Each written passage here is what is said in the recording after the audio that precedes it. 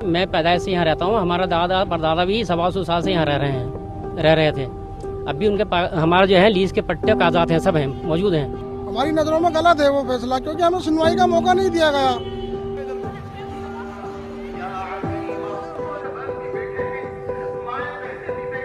Everyone, hope you doing fine. And आज की video में हम बात करने वाले हैं हमारी जो उत्तराखंड की अभी जो रिसेंटली हल्द्वानी में जो केस आया था, अभी हमने देखा जहां पे डिमोलिशन का उत्तराखंड हाई कोर्ट ने ऑर्डर दिया था और 7 दिन के अंदर उन्होंने कहा था कि इस जो नियर अबाउट 50,000 फैमिलीज वहां पे रह रहे हैं उसको डिमोलिश करने के लिए कहा था।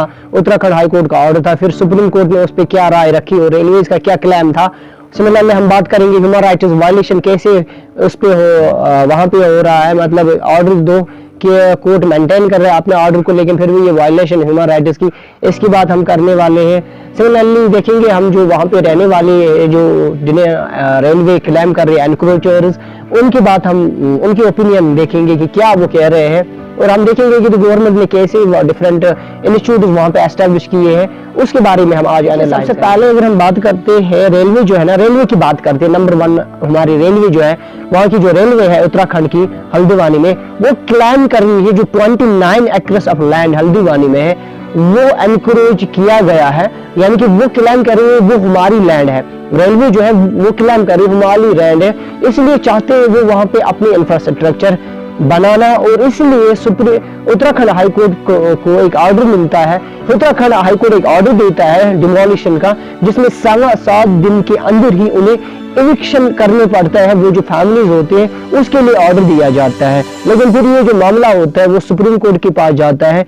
फिर सुप्रीम कोर्ट क्या करता है, सुप्रीम कोर्ट स्टे करता है इस वाली जो ऑर्डर होता है इसके ऊपर वो स्टे करता है, क्योंकि सुप्रीम कोर्ट क्लेम कर रहा है कि यहाँ पे ह्यूमन राइट्स इन्वॉल्व होते हैं और uploading of 50,000 people overnight is not possible.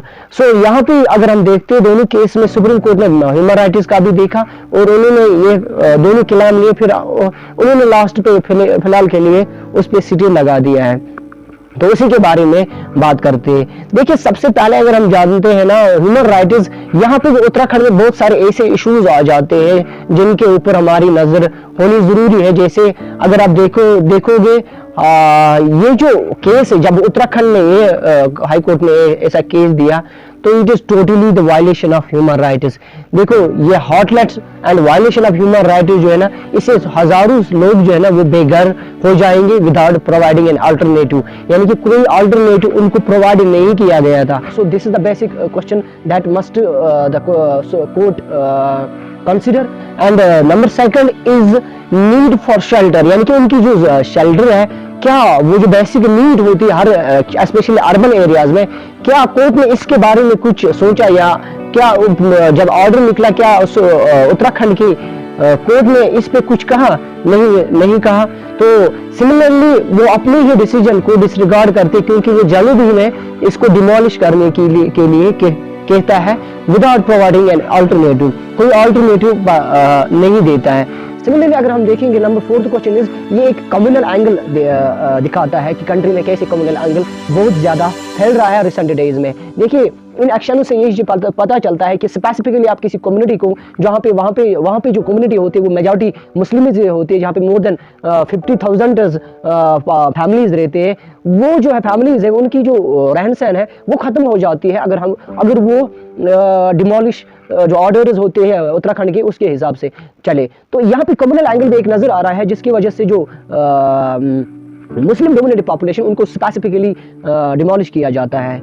So यहाँ पे नंबर 5 क्वेश्चन यहाँ पे ये भी उठता है कि ऐसे केसेस को जस्टिस के लिए हाई कोर्ट जो है ना, हाईएस्ट कोर्ट जो लैंड का है ना इंडिया का, वहां पे जाना पड़ता है तभी उनको जस्टिस मिलता है। यानी कि उत्तराखंड में कोर्ट होके भी उन्हें वहां सुप्रीम कोर्ट के पास जाना पड़ता है, फिर ही उनको न्याय मिलता है। लेकिन ऐसा क्यों हो रहा है कि एक कोर्ट होके भी उन्हें ऊपर वाली कोर्ट में, यानी कि लैंड की जो सबसे बड़ी कोर्ट है वहां पे जाना पड़ता है। राशन कार्ड भी, आधार कार्ड भी यही हमें मिला है। On the other hand, Railways claims that they have old maps, a notification of 1959, revenue records from 1971 to prove their ownership. एनकरेजर्स जो है, जिन्हें एनकरेजर्स कहा जाता है उत्तराखंड की गवर्नमेंट के हिसाब से, उनकी जो ओपिनियन है वो कहते हैं कि हम यहाँ पे जनरेशंस के लिए जीते हैं। हमारी जो फैमिलीज थी, हमारी जो परदादा थे, वो यहीं पे रहते थे। वो एक इवन की वो क्लेम कर रहे थे 1959 से हम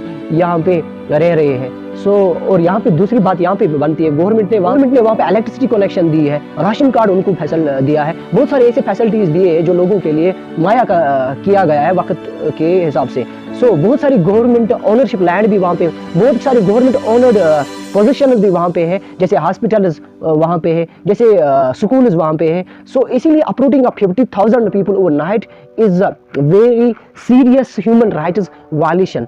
उत्तराखंड गवर्नमेंट के जो ऑर्डर है, फिलहाल उत्तराखंड गवर्नमेंट ने ऐसा कहा है कि हमारी जो हम जैसे कोर्ट के ऑर्डर आ जाएंगे वैसे ही हम फिलहाल के लिए चलेंगे। ये था सुबह सारा केस जिसके बारे में मैंने सोचा कि इसके ऊपर वीडियो होनी चाहिए। And please do consider the subscription and do share with your friends. Thank you for all.